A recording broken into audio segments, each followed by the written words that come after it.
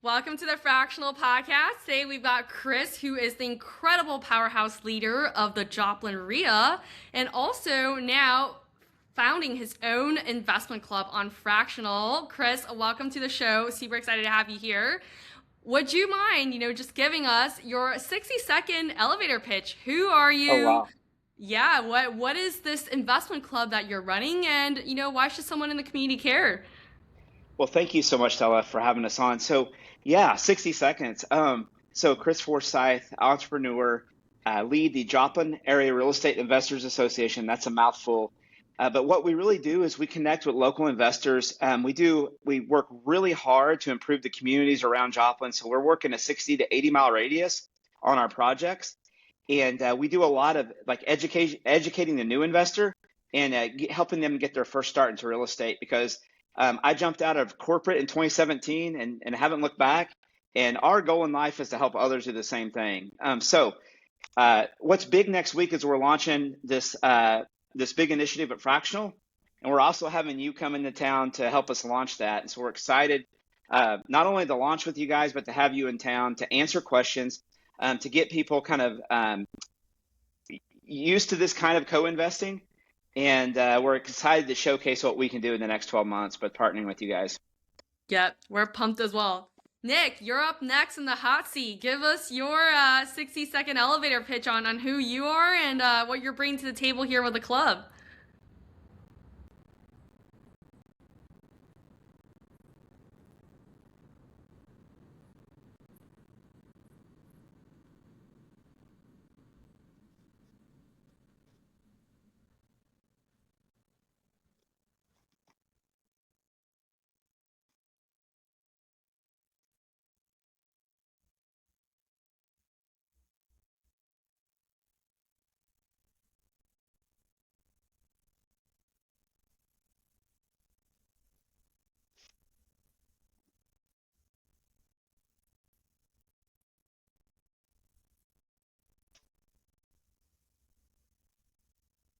Love it, love it.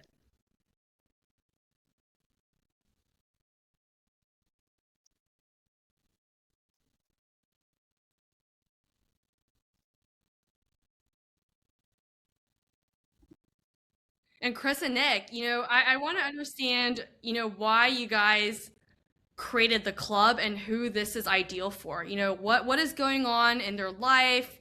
What are their financial goals? What are they frustrated about? I know you guys are huge community people.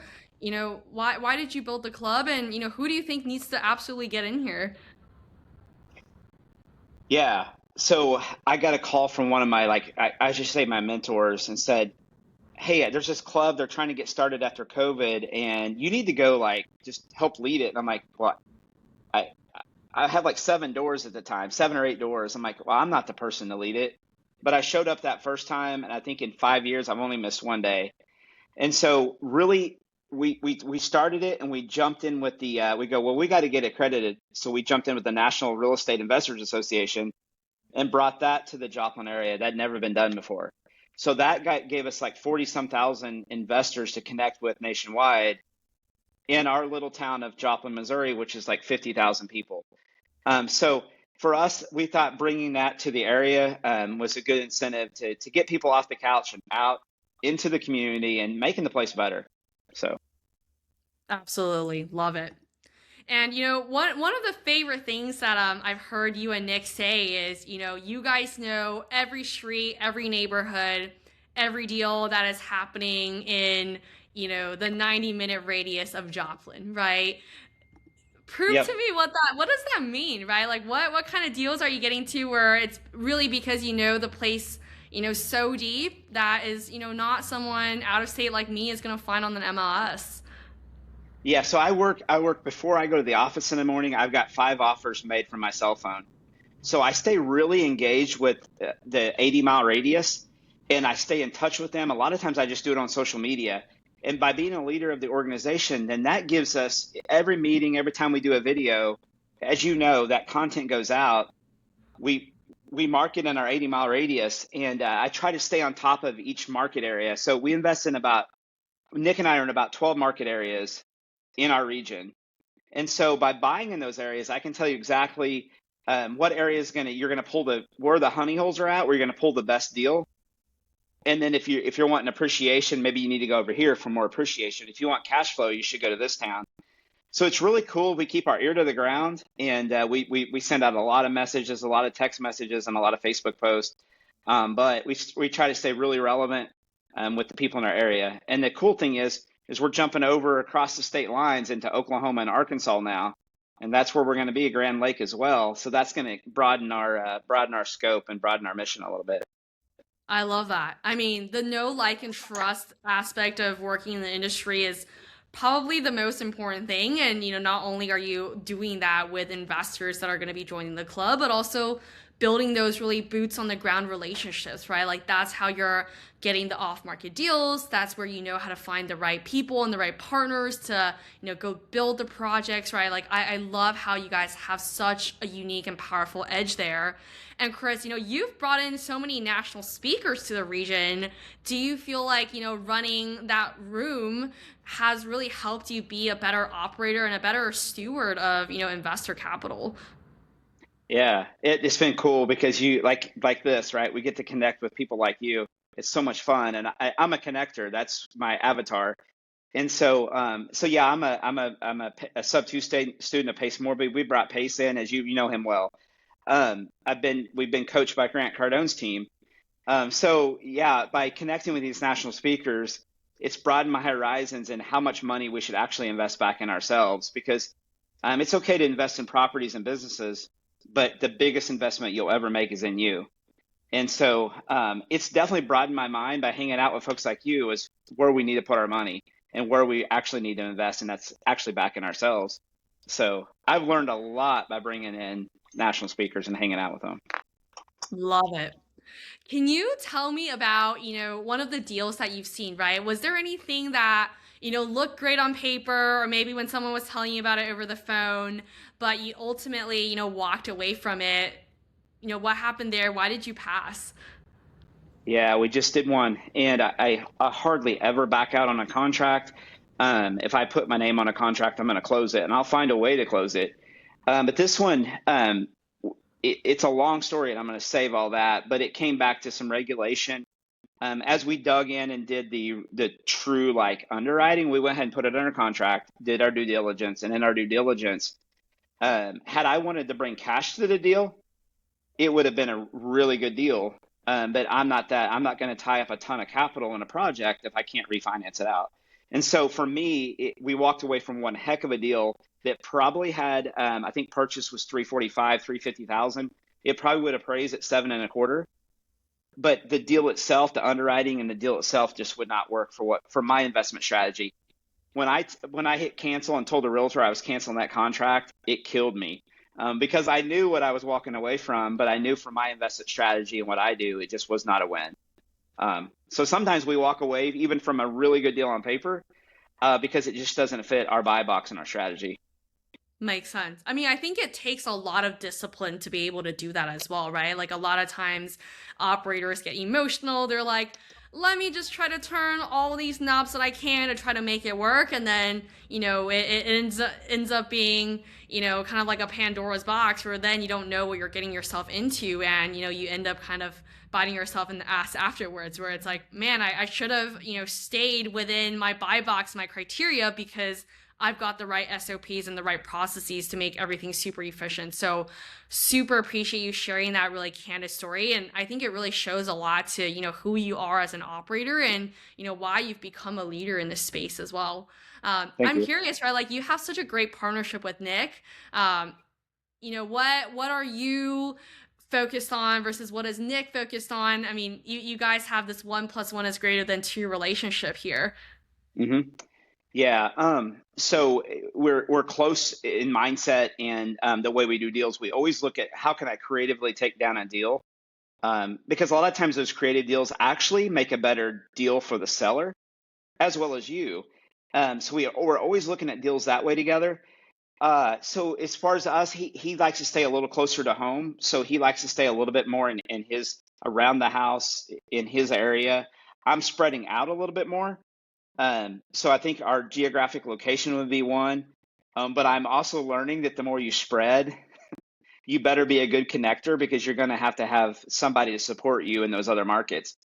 So probably the biggest difference between us is the way we look at scale and the distance from home that we're investing. He's going to pour more money into his hometown. So Makes sense. Makes yeah, sense. He's doubling down, and then you're also bringing the other side of the vision, where it's like, hey, let's expand. Let's look at other possibilities as well. And I mean, I think having partners that are complementary is the best kind of combination that you can get, right? Like make each other kind of step out of your own comfort zone, and that's how you get to a new level as well. I mean, with the club specifically, right? You guys are looking at a debt club. Um, Walk me through what was, essentially the thinking and the process behind determining how you guys wanted to structure the club and what you wanted to deliver for the members that are coming in. yeah. It's so initially it came back to me. I was going to start a start an account with you guys, and based off, I think you and I talked. We talked about pace, all the things, and then I got to thinking. I'm like, okay, we've got these inner circle members. We got people that we're trying to build this inner circle out, and I'm like, okay, if you focus on helping other people, and we should always look at that. Is like I look at vision.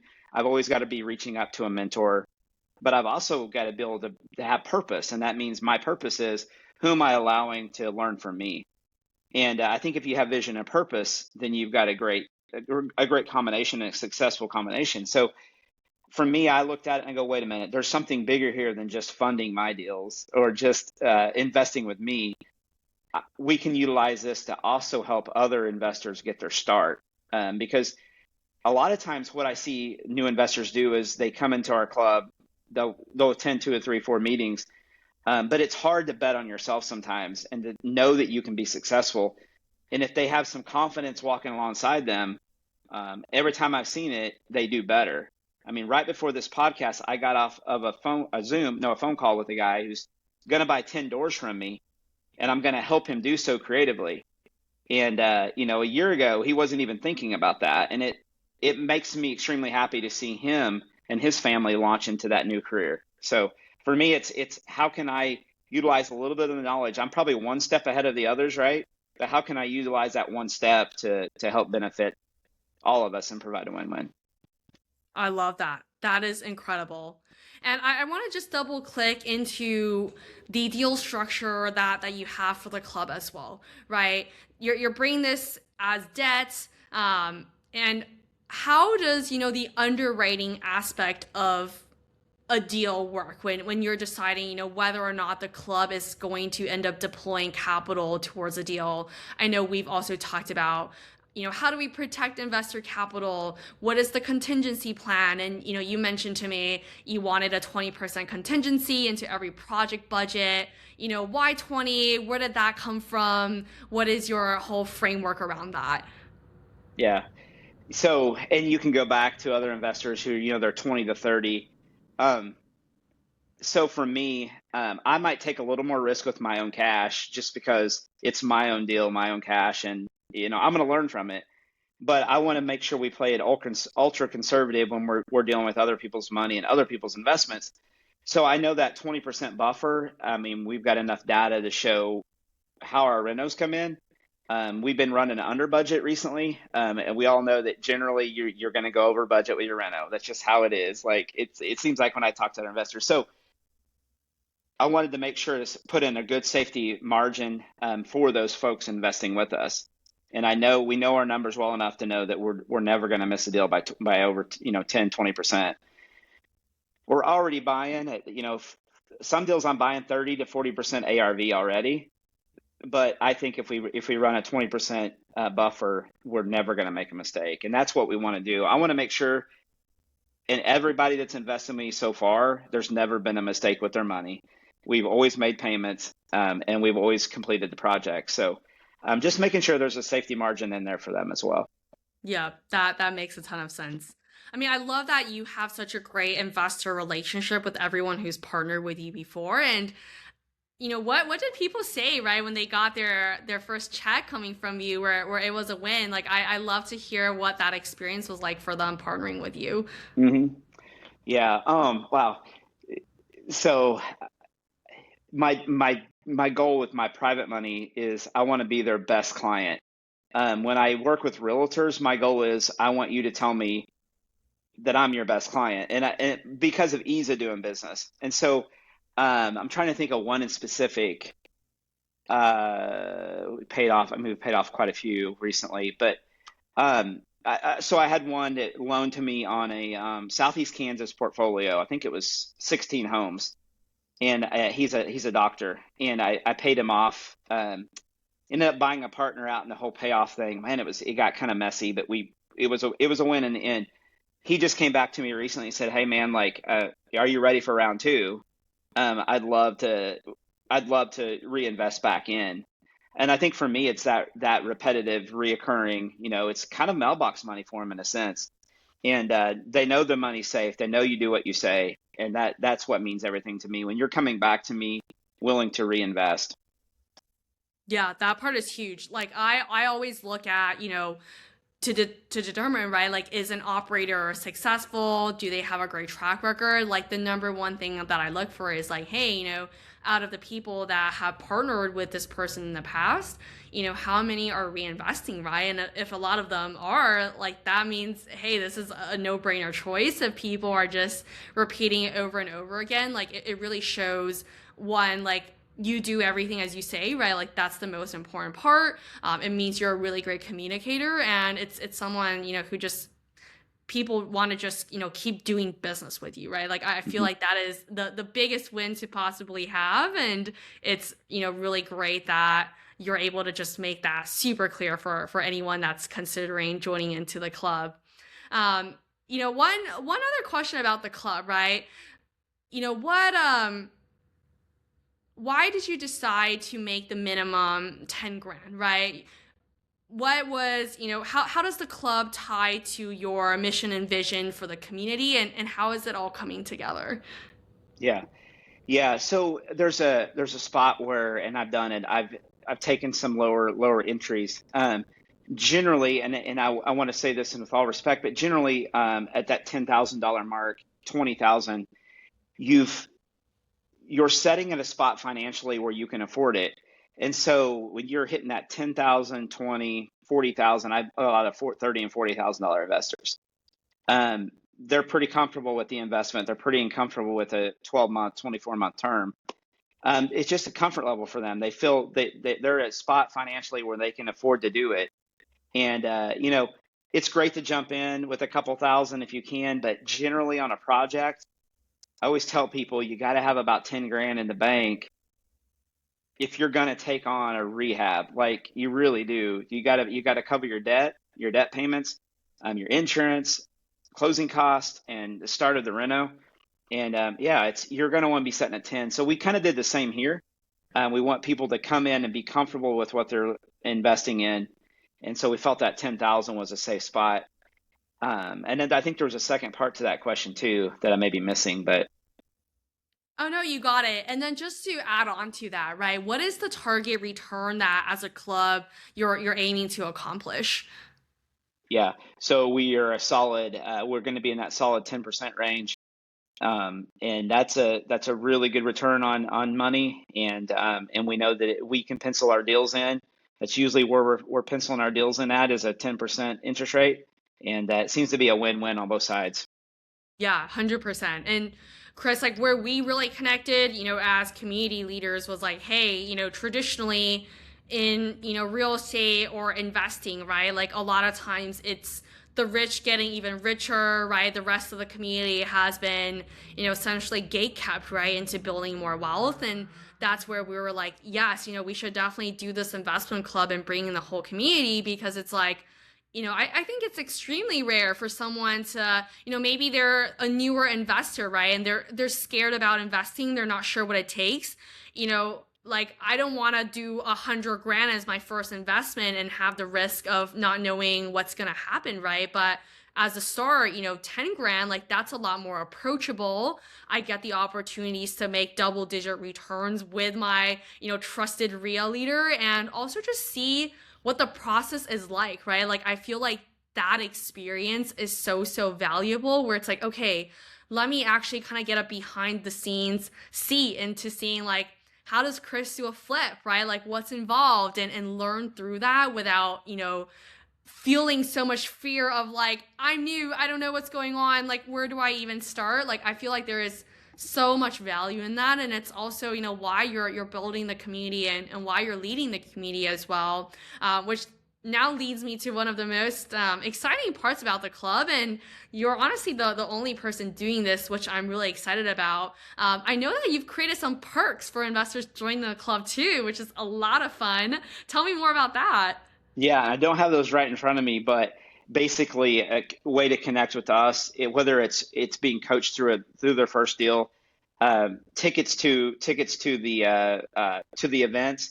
There's some packages we're going to roll out here really soon, and to give some kind of VIP access to what we're doing.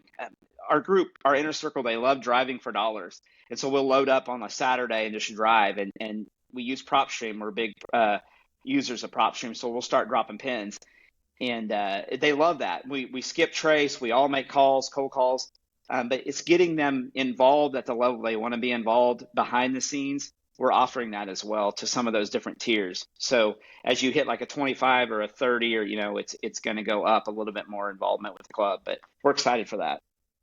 That is super, super exciting. I mean, I can just imagine, right? Like the VIPs of the club that are, wanting to be more hands-on, like just pulling up and showing up together on a weekend, like, with a trusted mentor, you're earning money, you're getting the experience. Like, man, that's got to be a great way to spend the Yeah. weekend. I'm super, super excited for all the photos that you're going to share with us when that happens. Like, that rocks. I love Yeah. that you're doing that. Thank you. On top of those like super, boots on the ground experiences, what about, for some folks that maybe just want to be more chill, they want to just observe behind the scenes? What is that going to be like? Are you going to be sharing updates with them? What is that experience like? Yeah, so we have support on the back end, and some of the support they may never meet, right? So we have assistants that work with us that can handle so newsletters. So like monthly newsletter, we send one of those out, and then depending on their involvement, like project photos, utilizing YouTube for some things. So yeah, there's opportunity for them to see behind the scenes without rolling their sleeves up and getting their hands dirty. It's just they want to be more passive with what they're doing, but yet see the community change. Is great. One of the little communities we invest in, I have family that's been rooted there all their lives, and he's like, my uncle's like, hey man, he's like, I can see a change in what you're doing in my town, like with what you're doing. He's like, we appreciate you being in our town and turning some things around. He's like, we appreciate that. I'm like, wow, that was powerful. So he's been sitting quietly on the sideline, just watching, right, and driving by our projects. So people love that. They just love to see good things happening, good energy in their town, and you may not ever know they're watching you until they make a comment like that. So Wow, that must have felt so good when you heard that from your uncle. Like that is mhm. literally like making impact. Your people can literally touch and feel and see it every day in their lives when they're living in that town. And I love how you guys have this focus around affordable housing, and you're pretty much doing like a small town revitalization from what your uncle was saying. Like that is so, so incredible. And as an operator, like you're making so much impact into bringing these investors into the club with you. What is something, where you feel like you've been burned in the past when you were newer in your journey, where, now someone joining the club, like they're able to essentially, ride on the shoulders of giants like yourself and Nick, and, be able to learn from those things and kind of avoid those mistakes by being a part of the club? Yeah, and this is probably going to be a weird one, but I like to bring something different. So probably the myth of I need 20% down to buy a deal, and like that slows you down, and thinking you have to save. I'm gonna contradict myself saying you have to save 10,000 to start a deal, and then telling you that you don't need money down to buy a deal, but you don't need money down to buy a deal as long as you underwrite correctly. You can underwrite wrong. I've missed calculations on. I thought I was going to be a land flipper. I bought some farms. I learned really quick that I'm not necessarily a good land flipper, and I'm not good at flipping farms. Um, so I guess where I was going is like the myth of I need 20% down. You, we can find a way to structure and underwrite a deal to where you don't have to come out of pocket because you're going to go way slower and scale way slower with thinking that mentality. So, and that's how I was taught, right? You go buy your first home, I bought it with 20% down. Yeah, it slowed me way down. Yeah, makes sense. And I mean, the creative strategies, like they make so much sense, but they're also much more complex to underwrite and put together. Like it truly takes an expert to figure out how to put all the pieces together. So, yeah, I'm really excited, that learning is going to be something that, the club members are going to get. Like, you know, people pay gurus, right? Like 5 6 figures to take a course on how that works versus in the Yep. club it's like, hey, you're joining the club, that money is being invested, and on top of that you get to learn from literally doing it, right? Like how to put these kind of creative structures together. I think that's really powerful. Yeah. And Chris, right, to end it off, like, we've been talking about the club, we've been talking about how you operate. I want to just take it a step back because building a community, it takes so much, blood, sweat, and tears. It is a lot of hard work. And certainly, people don't sign themselves up for that unless they've got a really, really big heart and they've got, a big vision and mission that they want to fulfill. What does all of this look like for you? Like, what is the meaning behind all this for you? And what do you want to accomplish in the next 5 years? Yeah. So I got this goal, and I mean, it's one of a lot, but I want to make 50 millionaires. And I was thinking I could do it this year. That that's lofty, right? Like, but and I'm not just talking about money, but I want to see them reach freedom. Um, so that's one goal is like I want to see 50 people make that mark of $1 million in net worth or more. And that can be done in these organizations with an inner circle program. And they're far going to exceed a net worth of 1 million, but I'm just saying get them to that number so then they can soar and launch and go on to bigger things. But that's one of my goals. So, and with that, you're changing the community and you're giving back and, all those things. So most of the time investors want to get back to their charity or whatever they're passionate about. So, that's my goal. I love that. Wow. I think that's one of the favorite things that I've heard so far is, what you wish to really inspire in other people. And it's not just financially, millionaires, but also mindset wise, right? I think, a millionaire kind of mindset is going to go a long way as well. And it's just so beautiful what you're creating. Well, I'm really excited to be in person with everyone and really feel the energy in the room. I think it's going to be fantastic. Chris, any last words to those that are listening in? Yeah, like if you've been on the fence about investing, like you're scared to invest in properties for some reason, well, you don't have to roll up your sleeves and put your tool belt on and go get dirty. You can come to one of these groups, Jop and Ria Grove, and come learn how to put your money to work in safe investments. Like these things are being underwritten by people that have done hundreds of deals, and invest with us with Fractional. The experience is here. Just come to the room if you're tired of maybe your stocks like I have been, or your IRA or your CD at the bank. Come figure out how you can make way more money while changing the community that you live in. So that's my big plug, I guess, is I want to see people get passionate about changing the community. Boom. That's a mic drop right there. I love that. Well, Chris, thanks for being on.